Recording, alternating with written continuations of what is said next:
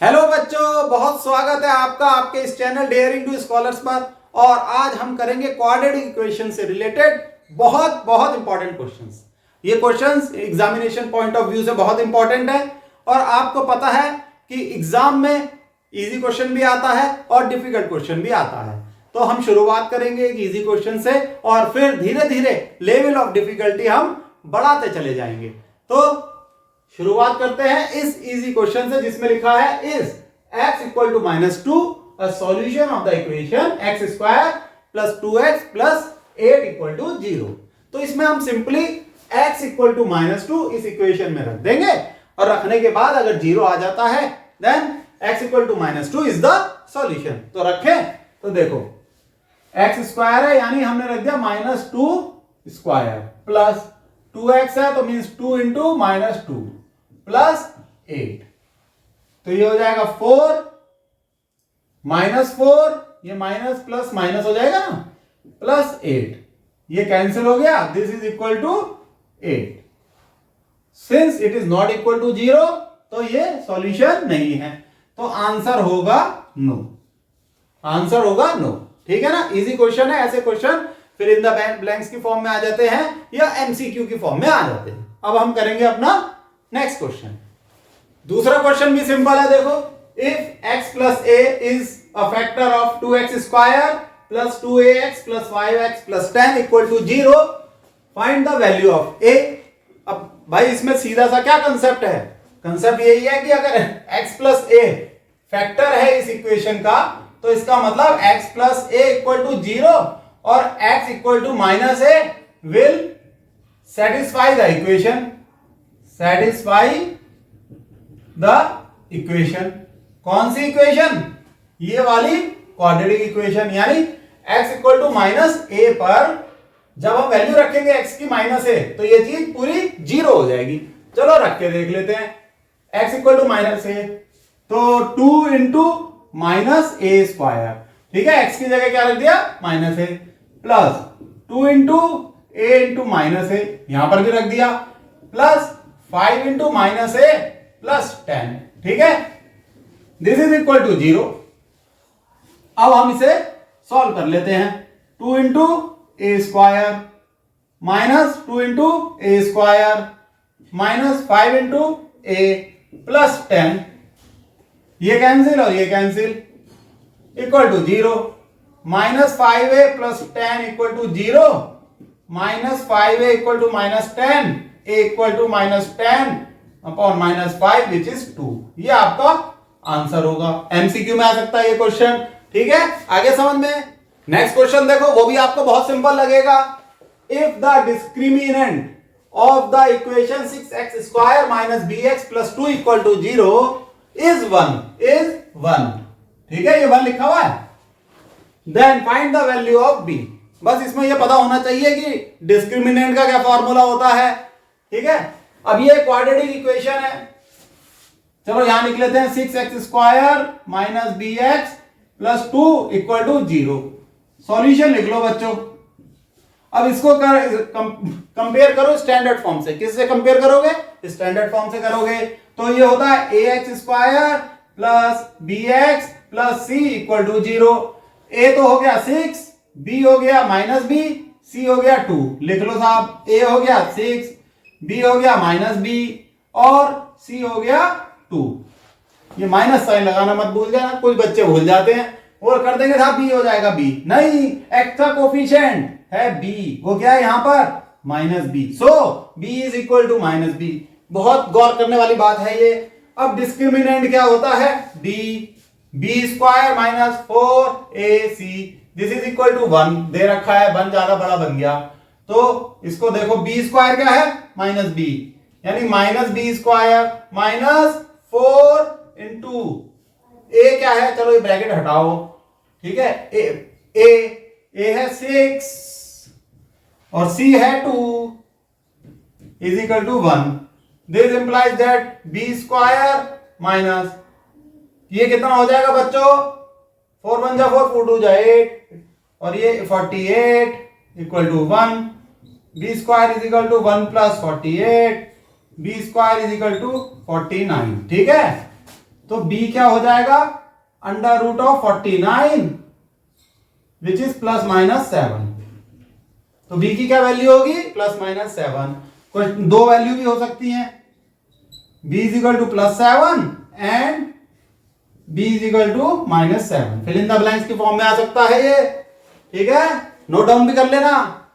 Next question है method of factorisation पे based, solve the following quadratic equation by method of factorisation. अब देखो method of factorisation से कैसे सॉल्व होगा। हम उसमें क्या करते हैं, जो बीच का टर्म है ये मिडिल टर्म, इसे दो पार्ट में स्प्लिट कर देते हैं। और किस तरीके से स्प्लिट करते हैं, इस तरीके से स्प्लिट करते हैं कि ये जो दो टर्म होंगे उनका समेशन ऐसा हो कि दोनों टर्म्स का प्रोडक्ट हो एक्स स्क्वायर, यानी पहला मल्टीप्लाइड बाय कांस्टेंट टर्म, यानी एक्स स्क्वायर मल्टीप्लाइड बाय 24, यानी 24 एक्स स्क्वायर, ठीक है, x square multiplied by 24 means 24 x square. और सम क्या हो, सम हो ये मिडिल वाला टर्म, यानी माइनस 14x। ये हमें दो ऐसे टर्म खोजने हैं जिनका प्रोडक्ट हो 24 एक्स स्क्वायर और सम हो माइनस 14x। अब उसके लिए हम क्या करते हैं, हम ये जो कोफिशिएंट है प्रोडक्ट वाले एक्स स्क्वायर का जो कोफिशिएंट है उसका फैक्टराइजेशन करेंगे। जैसे 24 का हमने करा, 2 से करा 12। अब हमें दिख गया, क्या दिख गया कि अगर हम -2 और -12 इसको ऐड करेंगे तो आएगा -14, ठीक है, और -2 इंटू -12 करेंगे तो आएगा 24। तो ये है हमारे दो टर्म, हमें हमारे टर्म मिल गए। अब हम क्या करेंगे, यहां लिख लेंगे एक्स स्क्वायर, -14 को कैसे स्प्लिट करेंगे, -2x -12x plus 24 equal to 0। बस अब हमारी बात बन गई। x कॉमन ले लो तो x -2, यहां से -12 कॉमन ले लो तो x -2 इक्वल टू 0। तो ये जो आता ना कॉमन x -2 ये दोनों में आता है। पहले हम यहां से लेते हैं कॉमन, फर्स्ट टू टर्म से हमने लिया x, फिर नेक्स्ट टू टर्म से हमने लिया -12, ठीक। अब ये x -2 कॉमन है तो उसे बाहर ले लो, x -2, और अंदर ये रह गया x -12 इक्वल टू 0।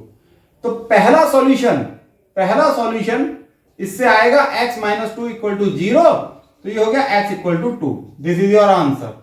दूसरा इससे आएगा x -12 इक्वल टू 0, यानी x equal to 12, this is also your answer. दो आंसर हो गए, आ गया, क्लियर, फर्स्ट क्लास एकदम।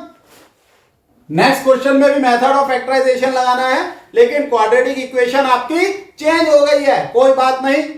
ऐसे क्वेश्चनों को सॉल्व करने में बड़ा आनंद आता है, बहुत आनंद आता है। इनको डिफिकल्ट नहीं कहते, इन्हें कहते हैं आनंदमय क्वेश्चन। देखो कैसे सॉल्व होता है, ठीक। क्वाड्रेटिक इक्वेशन है, बोलो है, हाँ है सर, दिखने में ही लग रहा है, ठीक है। एक्स की मैक्सिमम पावर है 2। अब इसमें लगाएंगे मेथड ऑफ फैक्टराइजेशन। अब जब हम इसमें लगाएंगे मेथड ऑफ फैक्टराइजेशन तो यहां मिडिल टर्म क्या है, 5x को दो पार्ट में स्प्लिट करना है, और इस तरीके से स्प्लिट करना है कि दोनों टर्म्स का सम क्या आए, 5x आए, और प्रोडक्ट क्या आए। सबसे बड़ी बात, प्रोडक्ट क्या आए, 4√3x स्क्वायर, 4√3x² इंटू -2√3। अच्छा बच्चों, कुछ बुक में क्या है ना, वो ये लिखते हैं sum equal to 5 and product equal to 4√3 into -2x²।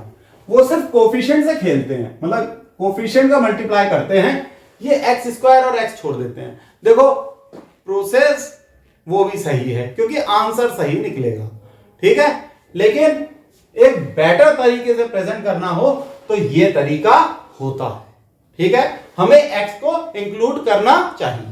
अब आप देखो क्या आएगा, ये this is equal to 4 into -2 into 3x²। इसको अगर इसका प्रोडक्ट करोगे, क्योंकि √3 इंटू √3 क्या होता है, 3 होता है सर, √3 इंटू 3 √3 होता है 3, तो ये हो गया 824x², ठीक है। अब देखो आपको दिमाग लगाना है, आपको ऐसा दिमाग लगाना है कि 5 कैसे आएगा, यहीं से पता लग जा रहा है कि साहब 5 कैसे आएगा। इसको हम ऐसे भी तो लिख सकते हैं, ठीक है, इस p को हम ऐसे लिख सकते हैं -8, नहीं ऐसे लिख सकते हैं 8 इंटू -3, दिस इज ऑल्सो -24।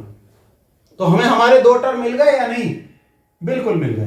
पहला टर्म होगा हमारा 8 और दूसरा होगा -3, तो सम क्या हो जाएगा, सॉरी दूसरा क्या होगा -3, तो सम हो गया 8 plus -3 which is equal to 5। ठीक है, तो हमारे दो टर्म ऐसे हो गए। फर्स्ट टर्म ऐसे लिख लेते हैं 8x, सेकेंड टर्म -3x, इस तरीके से बनेगा। अब आप देखो 4√3x², तो ऐसे रहने दो, मिडिल टर्म को स्प्लिट करेंगे, बिल्कुल करेंगे। पहला लिखेंगे 8x, दूसरा -3x, ठीक है, दो में स्प्लिट कर दिया, -2√3 इक्वल टू 0। आगे समझ में? इस तरीके से स्प्लिटिंग करते हैं। तो अब हम इसमें से कॉमन क्या ले सकते हैं, यहां इन दोनों में से कॉमन लेना है हमें। 4 बनता है √3x प्लस 2, 4x ले लो बाहर, 4x which is √3x plus 2 -3, √3 ले लो बाहर, तो ये आएगा √3x प्लस 2। तो बच्चों ये बात ध्यान रखना कि ये चीज सेम होनी चाहिए, ये चीज सेम होनी चाहिए। इस तरीके से ये टर्म हमें कॉमन लेने होते हैं। तो ये हो गया 4x minus √3 into √3x plus 2 equal to 0। अब इसको हम सॉल्व कर रहे हैं, तो पहला सॉल्यूशन आएगा 4x माइनस √3 इक्वल टू 0 से आ जाएगा, तो x हो जाएगा √3/4। ये आपका पहला आंसर। दूसरा आंसर आएगा इससे, इस वाले से, तो ये होगा 3x plus 2 equal to 0, x equal to -2/√3। This is your second answer. तो भाई जाहिर सी बात है, क्वाड्रेटिक इक्वेशन के दो सॉल्यूशन होते हैं और दोनों सॉल्यूशन आपके सामने आ गए, आपने इसे सॉल्व कर लिया, बधाई हो। तो बच्चों नेक्स्ट क्वेश्चन आप देखो, इसको आप खुद सॉल्व करने की कोशिश करो, स्क्रीन पॉज करो, ठीक है। इसमें क्या करना है, what is the nature of the root of the equation 5x² - 2x - 3 equal to 0। तो दिखने से ही पता लग रहा है कि ये हमारी क्वाड्रेटिक इक्वेशन है और हमें नेचर ऑफ रूट निकालनी है। तो नेचर ऑफ रूट कैसे निकलती है, थोड़ा सा याद दिला देता हूं। वो निकलती है डिस्क्रिमिनेंट से, डी से। डी क्या होता है बच्चों, डिस्क्रिमिनेंट, और इसकी वैल्यू ऐसे निकलती है b² - 4ac। अगर d निगेटिव है तो देयर इज नो रूट, मतलब कोई रूट एग्जिस्ट नहीं करती है, नो रूट। अगर d इक्वल टू 0 है तो इक्वल रियल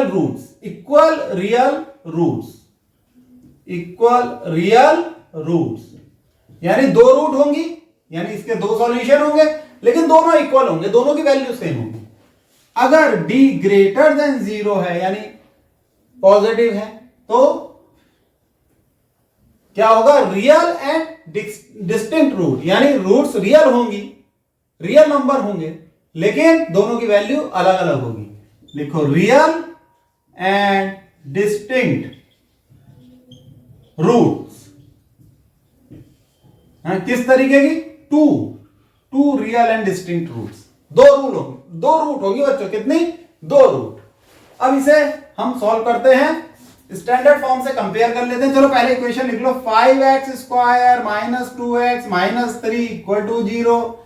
स्टैंडर्ड फॉर्म हो गई ax² plus bx plus c equal to 0।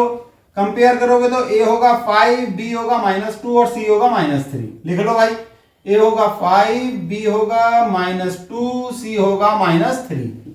चलो अब हम d निकालते हैं, d is b² - 4ac।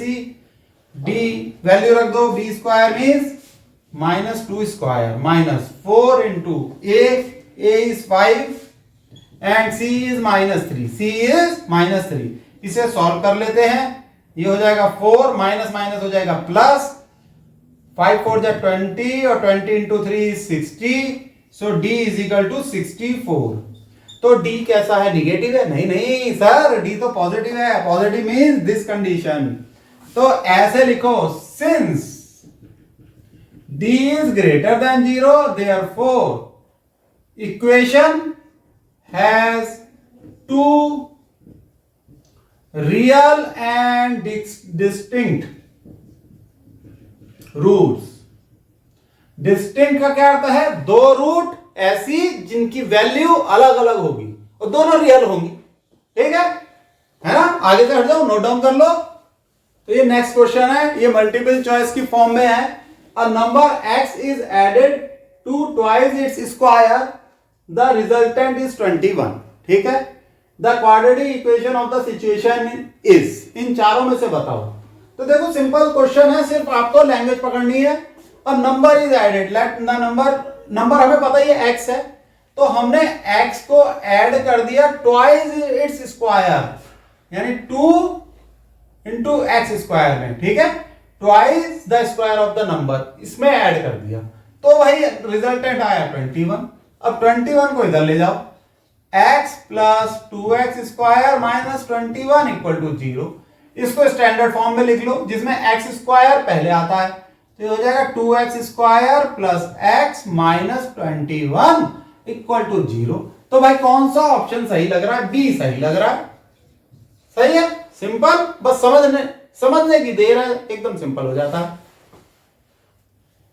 तो बच्चों नेक्स्ट क्वेश्चन है, find the roots of the quadratic equation a square b square x square minus a square minus b square into x minus 1 equal to 0। अब देखने में तो लग रहा है कि ये बड़ी कॉम्प्लिकेटेड इक्वेशन है, लेकिन अगर गौर से देखो तो बहुत सिंपल इक्वेशन है। देखो ये तो पता ही लग रहा है कि ये क्वाड्रेटिक है, x स्क्वायर, और लग क्या रहा है? ये तो भाई लिखा हुआ है। अब इसमें मेथड ऑफ फैक्टराइजेशन बड़ी आसानी से लग जाएगा अगर आप गौर करो। तो हमें ये मिडिल टर्म स्प्लिट करना है, जिसका सम क्या होगा? Minus A square minus B square. ठीक है? कोफिशिएंट ऑफ एक्स ले लेते हैं पूरा का पूरा, तो सम हो जाएगा आपका, ये माइनस अंदर ले जाओगे तो minus A square plus B square, या ऐसे लिख सकते हैं B square minus A square. और प्रोडक्ट क्या होगा? P for product. ठीक, ये वाला टर्म ले लोगे, यहां x से और मल्टीप्लाई कर दो, क्योंकि हम करते आए हैं और यही एक सही तरीका होता है, क्योंकि हमें ये पूरे मिडिल टर्म की स्प्लिटिंग करनी होती है। प्रोडक्ट हो जाएगा ये वाला टर्म पूरा multiplied by the constant term, यानी a square B square into x square, ये ले लिया हमने, multiplied by this constant term means -1, तो ये होगा minus A square B square into x square. अब इसकी स्प्लिटिंग करो दो टर्म्स में, कि उनको अगर मल्टीप्लाई करो तो प्रोडक्ट ये आए। ये तो अपने आप ही स्प्लिटेड है, तो वो दो टर्म कैसे होंगे? ध्यान से देखो, एक तो हो जाएगा बी स्क्वायर एक्स, ठीक है, एक हो जाएगा माइनस ए स्क्वायर एक्स। अपने आप ही टूटे हुए हैं, इसीलिए क्वेश्चन आसान है, बस गौर से देखने वाली बात थी। अब इन दोनों को जोड़ दो, तो क्या आया?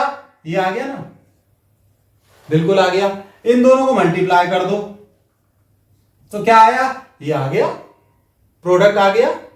ठीक है? इस तरीके से बस किसी भी क्वेश्चन को देख के ना परेशान मत होना, कोई कॉम्प्लिकेटेड क्वेश्चन हो तो भी परेशान मत होना, हल्का सा दिमाग लगाओगे सारे क्वेश्चन इजी होते हैं। तो आओ अब इसे सॉल्व कर लेते हैं। ठीक, A square B square X square, इसे तो ऐसे ही रहने दो, सिर्फ ब्रैकेट खोलना है, minus A square X plus B square X. तो हमने अपना ये दोनों टर्म लिख लिए, स्प्लिट कर दिया, -1 इक्वल टू 0। अब यहां से ए स्क्वायर एक्स कॉमन ले लो तो आ जाएगा बी स्क्वायर -1 प्लस, ठीक है, यहां से 1 बाहर ले लोगे तो ये आ जाएगा, अच्छा यहां b square x -1, b square x -1, यहां भी आएगा b square x -1 equal to 0। ये बात ध्यान रखना कि जो ब्रैकेट का टर्म है दोनों सेम होने चाहिए। तो ये रह गया साहब A square X plus 1 multiplied by B square x -1 equal to 0। अब हम इसे सॉल्व करेंगे, पहली रूट आएगी इससे, ठीक है, लाइन भेज लो, देखो पहली रूट इससे आएगी, यानी A square X plus 1 equal to 0 रख के आएगी, तो x हो जाएगा -1 अपॉन ए स्क्वायर। ये हो गया पहला आंसर। दूसरी रूट आ जाएगी इस वाले पार्ट से, वो हो जाएगा b square x -1 equal to 0। तो क्या निकालना है x, तो x हो जाएगा आपका 1/b स्क्वायर। ये हो गया आपका दूसरा आंसर, यानी कि आपने क्वाड्रेटिक इक्वेशन की दोनों रूट निकाल ली। ठीक है, अब करते हैं अपना नेक्स्ट क्वेश्चन। तो बच्चों ये है next question, find the value of p so that the quadratic equation px multiplied by x minus 3 plus 9 equal to 0 has equal roots. ठीक है, अब इक्वल रूट्स का क्या अर्थ हुआ, देखो सॉल्यूशन कर लेते हैं। इक्वल रूट्स का अर्थ हुआ कि डिस्क्रिमिनेंट इज 0 और डिस्क्रिमिनेंट d क्या होता है, b square minus 4ac equal to 0। तो पहले इसे सही से क्वाड्रेटिक फॉर्म में कन्वर्ट कर दो इस इक्वेशन को। तो इसको हम सॉल्व करेंगे तो ये हो जाएगा p x square minus 3px plus 9 equal to 0। अब इसे स्टैंडर्ड फॉर्म से हम कंपेयर करते हैं। क्वाड्रेटिक इक्वेशन की स्टैंडर्ड फॉर्म होती है ax square plus bx plus c equal to 0। जब आप कंपेयर करोगे तो a आएगा p और b आ जाएगा -3p ये वाला टर्म, और c आ जाएगा 9। लिख लेते हैं a equal to p, b is -3p and c equal to 9। अब ये डिस्क्रिमिनेंट निकाल लेते हैं, b square minus 4ac is equal to, b क्या है भाई -3p, -3p whole square minus 4 into a is p and c is 9, so a into c, this is equal to 0। ठीक है, this is equal to 0, ये हमने यहां लिख ही दिया है। अब इसे सॉल्व कर लो, तो ये हो जाएगा 9p स्क्वायर, ठीक, माइनस 4, 9 4 जा 36 p इक्वल टू 0। यहां क्या क्या कॉमन ले सकते हैं, 9p हमने कॉमन ले लिया तो अंदर आ गया p माइनस 4 इक्वल टू 0। तो अब यहां से p की दो वैल्यू आ जाएंगी, पहली 9p इक्वल टू 0, इससे निकल के आया p इक्वल टू 0। ठीक है, दूसरी value p minus 4 equal to 0, तो यहां से निकल के आया p इक्वल टू 4। अब दोनों वैल्यू को थोड़ा सा चेक करना पड़ेगा। p इक्वल टू 0 थोड़ी टिपिकल सी वैल्यू लग रही है, ये p की वैल्यू हो भी सकती है और नहीं भी हो सकती है, ये हमें जज करना है। तो हमने p की वैल्यू 0 अगर इस इक्वेशन में रखी तो यहां ये पूरा टर्म 0 हो जाएगा, तो आ जाएगा 9 इक्वल टू 0। ये पॉसिबल नहीं है, इसलिए इस वैल्यू को तो हम निग्लेक्ट कर देंगे। तो इसलिए राइट आंसर हमारा हुआ p इक्वल टू 4। तो हम लिख देते हैं answer is p equal to 4। सही है, अब करते हैं नेक्स्ट क्वेश्चन। तो बच्चों नेक्स्ट क्वेश्चन है, if -5 is root of the quadratic equation 2x square plus px minus 15 equal to 0 and the quadratic equation p x square plus x plus k equal to 0 has equal roots, then find the value of k।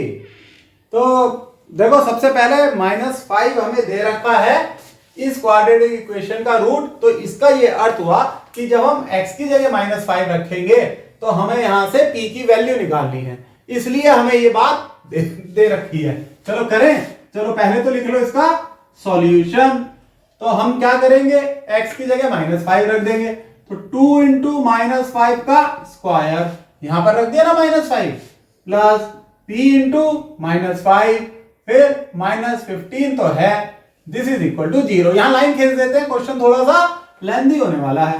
तो ये होगा 2 into 25 plus क्या, ये minus बाहर आ जाएगा तो 5p minus 15 equal to 0। ये हो जाएगा 50 minus 5p minus 15 equal to 0।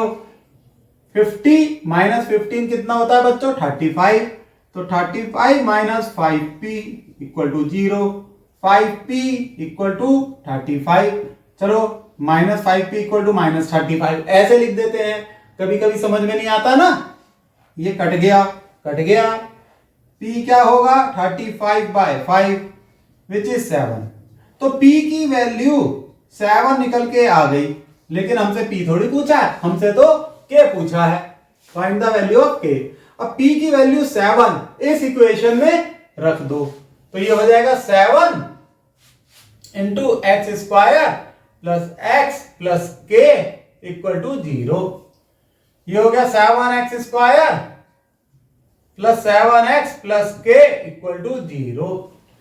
इसमें दे रखा it has equal root. Equal root होने का क्या अर्थ है? इक्वल रूट होने का अर्थ ये हुआ कि इसका डिस्क्रिमिनेंट 0 होगा। d फॉर डिस्क्रिमिनेंट, इसका अर्थ हुआ b square minus 4ac equal to 0। अब स्टैंडर्ड फॉर्म से हम इसे कंपेयर करेंगे। स्टैंडर्ड फॉर्म होती है ax स्क्वायर, किसकी स्टैंडर्ड फॉर्म? क्वाड्रेटिक इक्वेशन की standard form. ax square plus bx plus c equal to 0। Compare करा तो a हो गया 7, b हो गया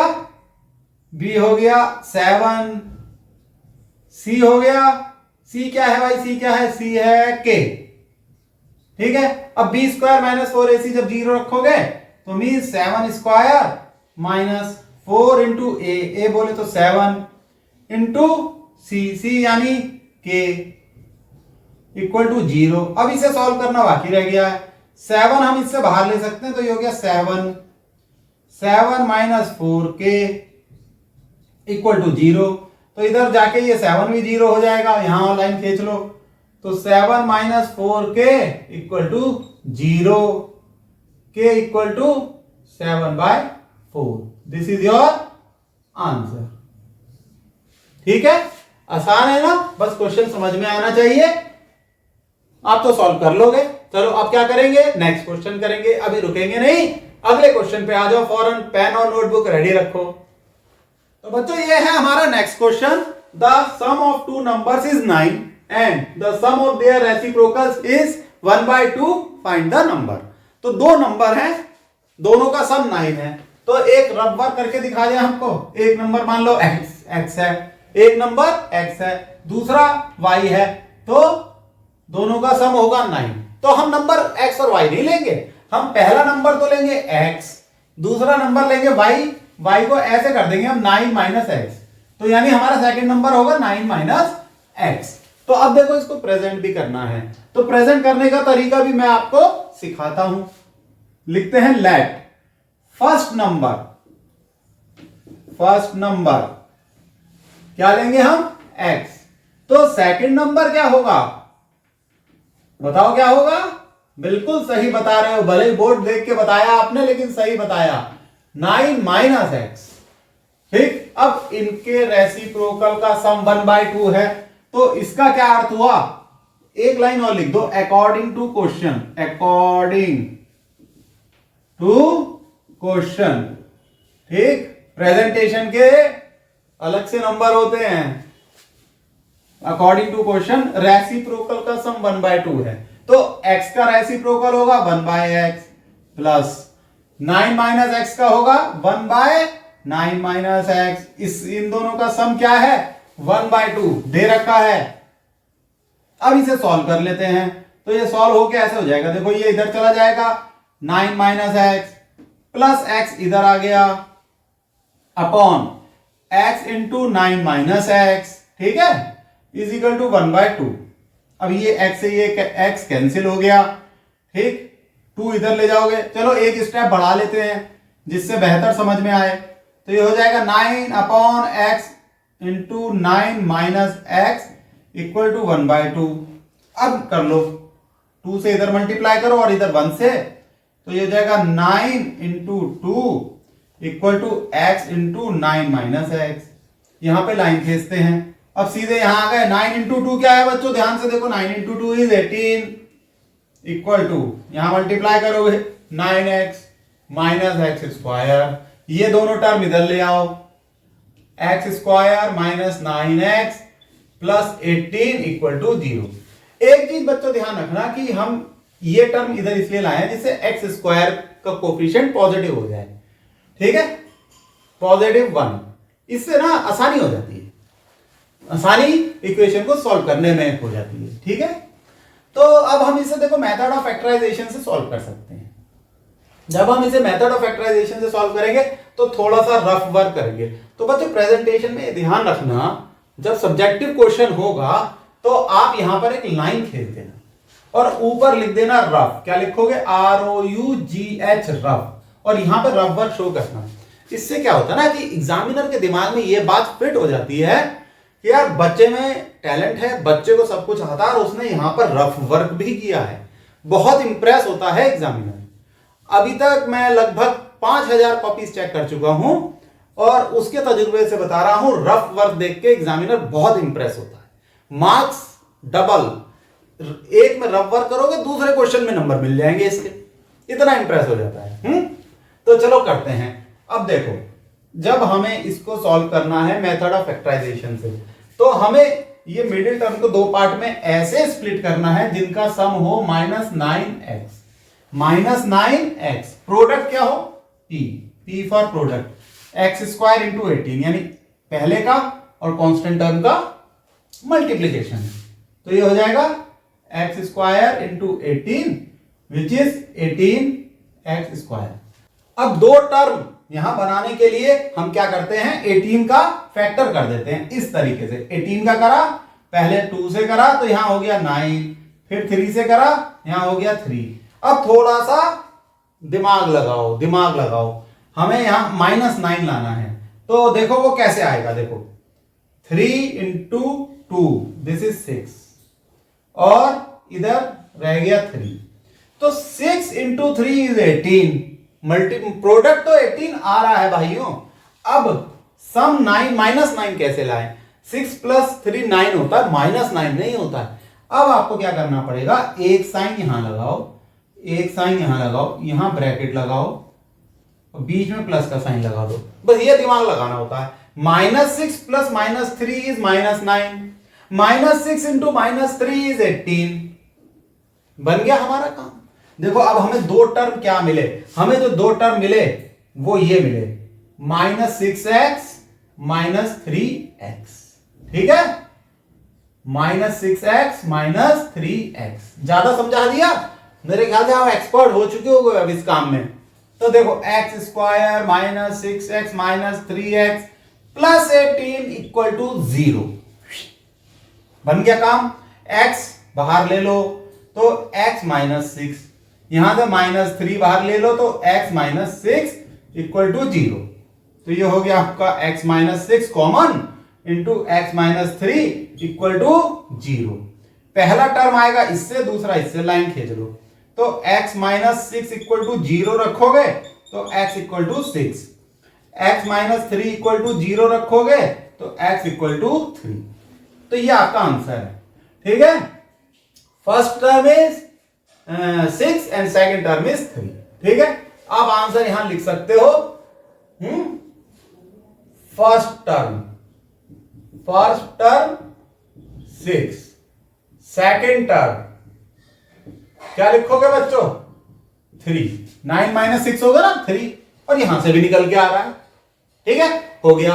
चलो इसे समझ लिया हो तो लिख लो, अच्छा क्वेश्चन था। अब हम क्या करेंगे, अपना नेक्स्ट क्वेश्चन। बच्चों नेक्स्ट क्वेश्चन क्रिकेट पे है। In a cricket match Harbhajan took 3 wickets less than twice the number of wickets taken by Jahir. The product of the number of wickets taken by these two is 20. Represent the above situation in the form of a quadratic equation.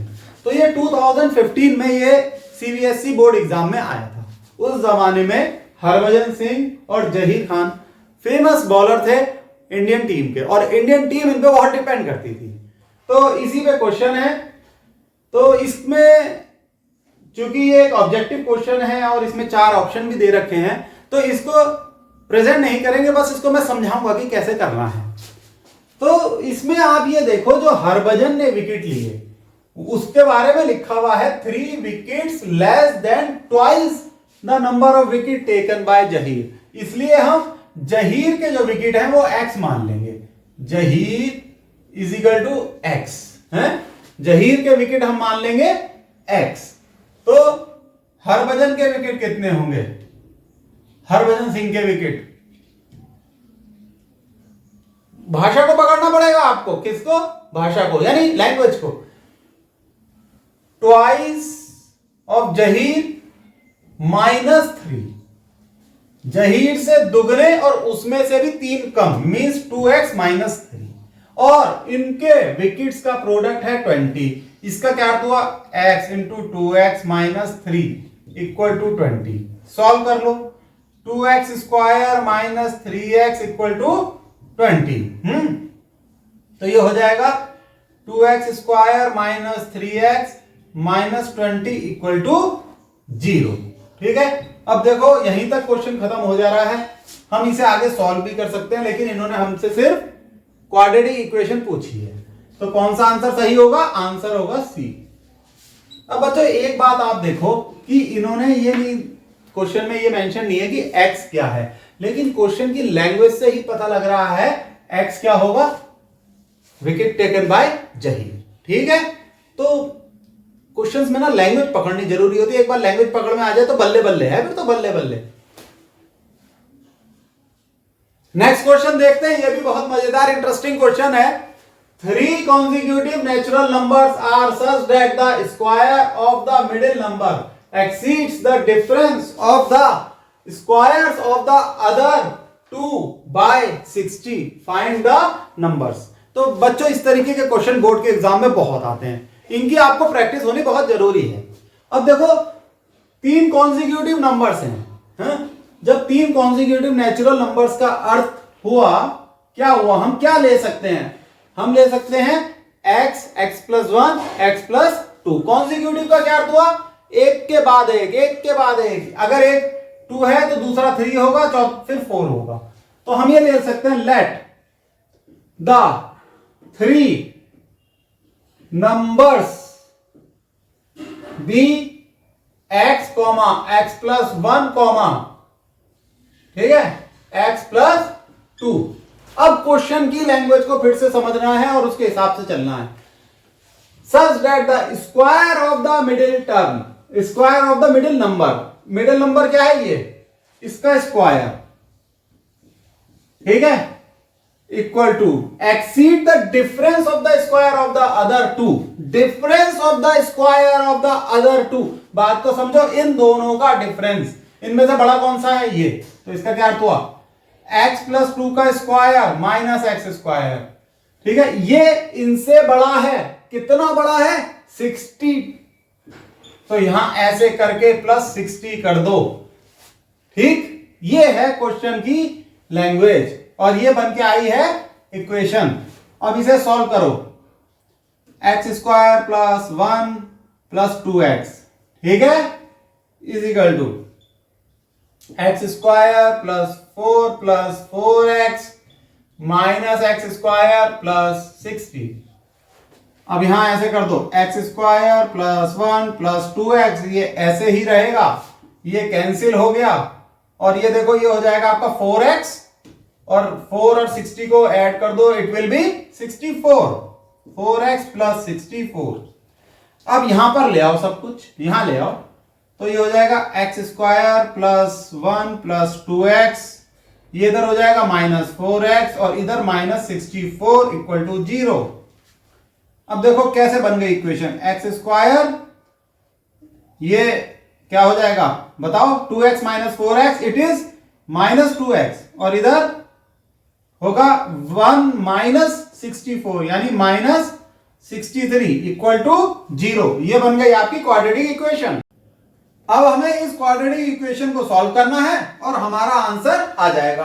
अब इसको solve करने के लिए देखो हम क्या करते हैं, हम क्या करेंगे? मेथड ऑफ फैक्टराइजेशन लगाएंगे। अब मेथड ऑफ फैक्टराइजेशन लगाने के लिए हमें -2 को 2 पार्ट्स में स्प्लिट करना पड़ेगा, यानी 2 टर्म्स में स्प्लिट करना पड़ेगा। और 2 टर्म्स कैसे होंगे?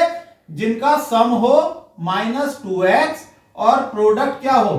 प्रोडक्ट होगा -63 इंटू एक्स स्क्वायर, यानी -63x स्क्वायर। उसके लिए हम क्या करते हैं? 63 के फैक्टर करेंगे। देखो 63 के फैक्टर करें तो पहले 3 से करो, 2 और 1, फिर 3 से कर सकते हैं और 7। अब देखो हमें फैक्टर तो मिल गए, अब हमें फोकस करना है सम पे। 2 ऐसे टर्म खोजो तो थोड़ा सा ध्यान लगाओ, थोड़ा सा समझदारी दिखाओगे तो 3 इंटू 3 होता है 9 और 7।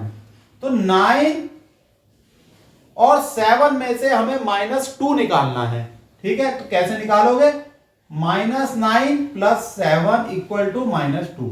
तो हमारे दो टर्म हो गए, पहला टर्म हो गया -9 और दूसरा हो गया 7। इन दोनों को मल्टीप्लाई करोगे तो -9 × 7 इज -63। ठीक, तो अब हमारी ये कहानी हो गई, देखो x² - 9x + 7x -63 = 0। ठीक है, हमारे दो टर्म कौन से हैं? -9x और 7x। अब हम यहां लाइन खींच लेते हैं, तो x कॉमन लोगे तो x - 9 कहां से लिया? इन दोनों टर्म से x कॉमन ले लिया। अब इन दोनों टर्म से 7 कॉमन ले लो, +7, तो यहां आ गया फिर से x - 9 = 0। तो ये आपका बन जाएगा x + 7 × x - 9 = 0। अब हमें x की दो वैल्यू मिल जाएंगी। कितनी? दो वैल्यू। पहली मिलेगी हमें इससे, यहां लाइन खींच लेते हैं, x + 7 = 0, पहली इससे मिली, तो यहां से x = -7। दूसरी मिलेगी यहां से, इस वाले फैक्टर से, तो होगा x - 9 = 0। तो x = 9। ठीक, तो अब हम माइनस साइन -7 इग्नोर कर देंगे, क्योंकि यहां लिखा है ना कॉन्जिक्यूटिव नेचुरल नंबर्स। तो हमारा आंसर क्या होगा? x = 9। और 3 नंबर्स हैं, तो पहला नंबर होगा 9, दूसरा 10 और तीसरा 11। इंग्लिश में बोले तो 9, 10, 11। बस एक लाइन लिख लेना, the 3 consecutive natural numbers are 9, 10 and 11. This is your answer. ये जो मैंने लाइन बोली है ना बच्चों, ये लाइन जरूर लिख लेना। नेक्स्ट प्रॉब्लम हमारी डेली लाइफ से रिलेटेड प्रॉब्लम है, पैसे का हिसाब किताब है। इसे सॉल्व करते हैं, आपको पता लगेगा कि क्वाड्रेटिक इक्वेशन की क्या अहमियत है हमारी आम जिंदगी में। ₹6,500 were divided equally among a certain number of persons. If there has been 15 more persons, each would have got ₹30 less. Find the number of persons, original number of persons. तो भाई जाहिर सी बात है, पहले कुछ इंसानों में 6,500 रुपीज इक्वली बढ़ गए। अब 15 इंसान और जोड़ दिए गए, 15 व्यक्ति और जोड़ दिए गए, तो जाहिर सी बात है अब शेयर क्या है? कम हो जाएगा या नहीं? बिल्कुल हो जाएगा शेयर। जब नंबर ऑफ पर्संस इंक्रीज हो जाएंगे तो शेयर कम हो जाएगा। अब यही चीज है, हमें ये निकालना है कि ओरिजिनली कितने पर्संस थे, तो उस चीज को हम x ले लेंगे। Solution, let original number of persons equal to x। तो हर व्यक्ति का शेयर कितना हो जाएगा, ये लिख लेते हैं, शेयर ऑफ ईच पर्सन। बताओ कितना शेयर हो जाएगा भाई? 6,500 जब x व्यक्तियों में बटेंगे तो शेयर हो जाएगा ₹6,500 अपॉन x। हर व्यक्ति को इतना पैसा मिलेगा। when 15 when 15 more persons are added, when 15 more persons are added, share of each person। जब 15 व्यक्ति जुड़ जाएंगे तो शेयर कितना हो जाएगा? अब नंबर ऑफ पर्संस कितने होगा? x + 15, तो शेयर हो जाएगा ₹6,500 अपॉन x + 15। समझ में आ गए ना भाई? पैसे तो उतने ही रहे, नंबर ऑफ पर्संस बढ़ गए, तो पैसे को नंबर ऑफ पर्सन से डिवाइड कर दो, वो हो जाएगा पर पर्सन शेयर। ठीक है, कि एक व्यक्ति के पास कितना पैसा आएगा। अब देखो, अब लैंग्वेज पकड़नी है क्वेश्चन की। क्वेश्चन की लैंग्वेज क्या है? 6500 upon x plus 15 equal to क्या होगा? ये क्या है? Number of person when number of share of each person when number of person is x plus 15। ठीक है, मैंने यहां लिख दिया। अब ये इसके बराबर होगा क्या? क्यों नहीं, ये कम होगा। क्वेश्चन में दे रखा है ये कम होगा और ये वास्तव में कम भी होगा। ठीक, लेकिन कितना कम होगा ये हमें क्वेश्चन से पता लगेगा। ये होगा -30। आगे बात समझ में?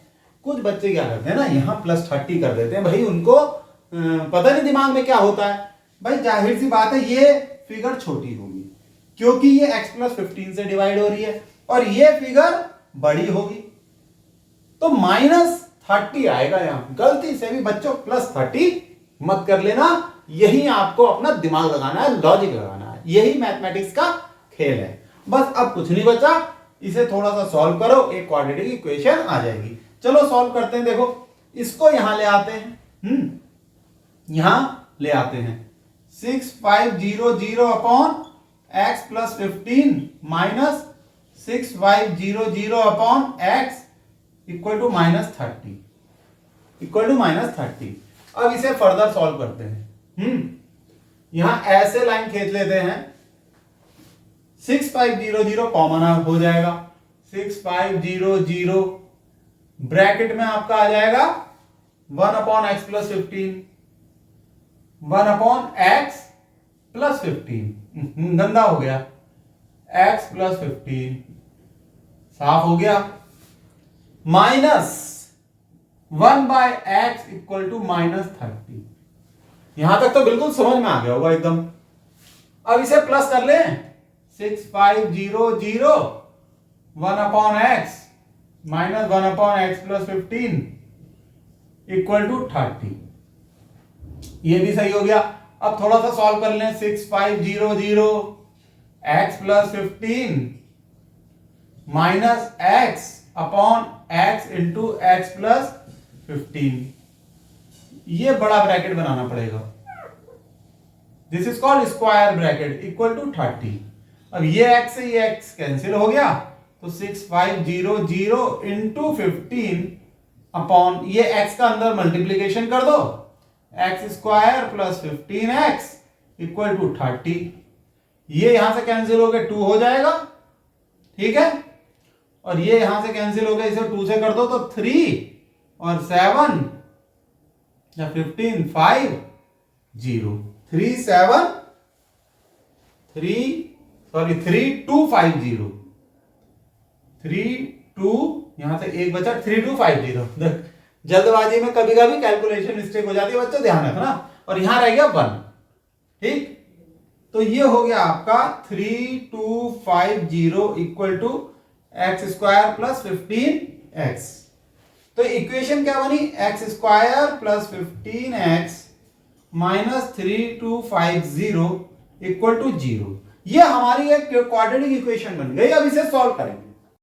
इसे रब कर देते हैं बच्चे, क्योंकि हमें तो क्वाड्रेटिक इक्वेशन ही सॉल्व करनी है।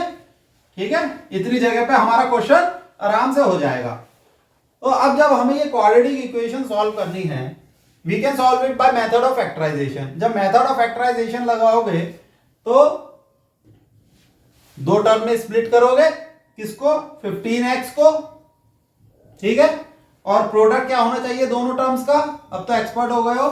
This multiplied by x square means -3250 x square. अब उसके लिए हम 3250 का फैक्टर करेंगे। यहां कर लेते हैं, देखो इस जगह करते हैं। ये रफ है हमारा 3250, नहीं ये आपको दिख नहीं रहा होगा। ठीक है, यहां करते हैं, यहां 3250। ठीक है, इसको 5 से करा तो ये हो जाएगा 650, फिर 5 से करा तो 130, फिर 5 से करा 2 इंटू 6, फिर 2 से करा 13। तो ये हो गया आपका। अब इससे आपको निकालना है, इन टर्म से ऐसा निकालना है 2 टर्म्स जिससे कि 15 आ जाए, या बोले तो 15x। कैसे आएगा? देखो ये होगा, आपको थोड़ा सा देखना पड़ेगा। देखो ये है 5 5 जो 25 इंटू 2, ये तो हो जाएगा 50, और ये हो जाएगा, बचे कितने, देखो 5 5 जो 25 इंटू 2, ये 50 हो गया, और 13 इंटू 5 ये हो गया 65। तो ये दो टर्म हो गए आपके। तो दो टर्म कौन कौन से हुए, एक तो हुआ 65x और दूसरा हुआ 50x, सही है। लेकिन अभी इनको जोड़ोगे तो काम बनेगा नहीं, एक 65x होगा और दूसरा -50x, इनको जोड़ोगे तो आएगा 15x। देखो आ रहा है ना, this is equal to 15x, और इनको मल्टीप्लाई करोगे तो -3250x² तो आएगा ही। तो बच्चों ये हमारा रफ वर्क है, ठीक है, क्या है ये, रफ वर्क है। तो अब यहां इसे फैक्टराइज कर दो, x² plus 65x minus 50x minus 3250 equal to 0। हमने मेथड ऑफ फैक्टराइजेशन लगा दिया। अब यहां से मैं यहां आ रहा हूं, ठीक है बच्चों, यहां से यहां आ रहा हूं। इसी तरीके से आप नोट करना, पहले हम x कॉमन लेंगे इन दोनों टर्म्स में, तो आएगा x प्लस 65, फिर हम लेंगे -50, तो आएगा x प्लस 65 इक्वल टू 0।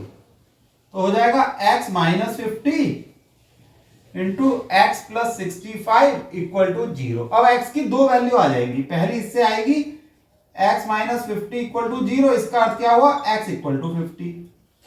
दूसरी इससे आएगी x प्लस 65 इक्वल टू 0, यानी x इक्वल टू -65।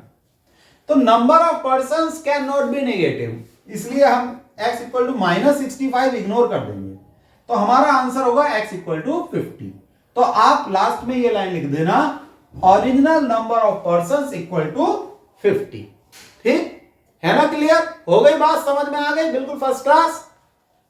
तो बच्चों नेक्स्ट क्वेश्चन करते हैं। देखो, अब passenger train takes 3 hours less for a journey of 360 kilometres if its speed is increased by 10 kilometer per hour from its usual speed, find its usual speed। ठीक है, एक train है, उसे कितना सफर तय करना है, 360 किलोमीटर का सफर तय करना है उसे। ठीक है, वो एक स्पीड से चल रही है, मान लो वो स्पीड है x।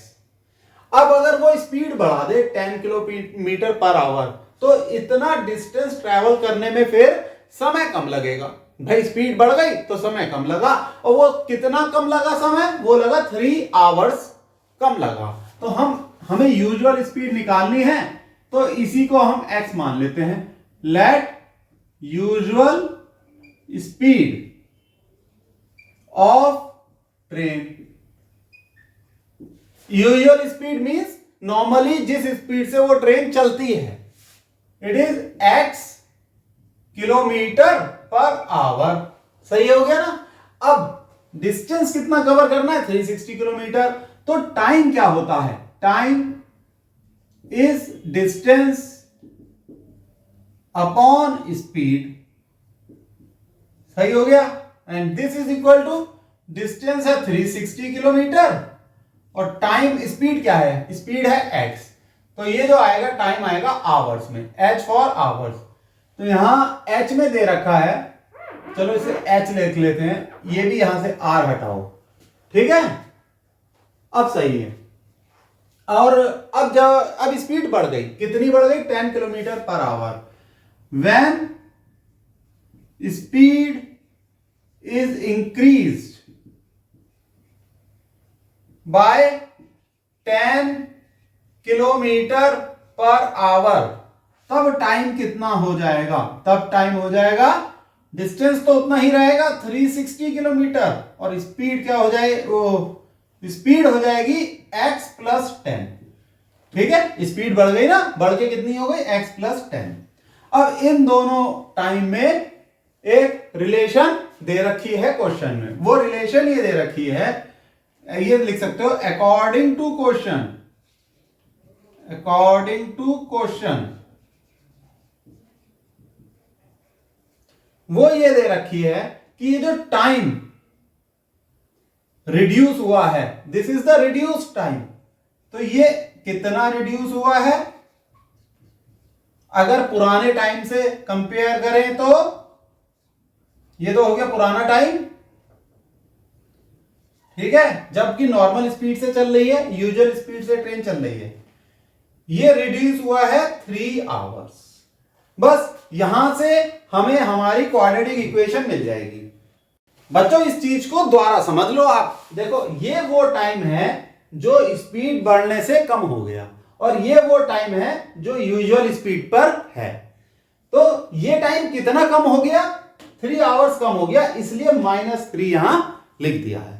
ठीक है, ये बात समझ में आ गई। अब इसे हम सॉल्व करते हैं क्वाड्रेटिक इक्वेशन में डेवलप करने के लिए। तो चलो अब हम यहां लाइन खींच लेते हैं। तो ये देखो इधर 360 है, इधर भी 360 है, ये टर्म यहां ले आते हैं तो हो जाएगा 360 upon x plus 10 minus 360 upon x equal to -3।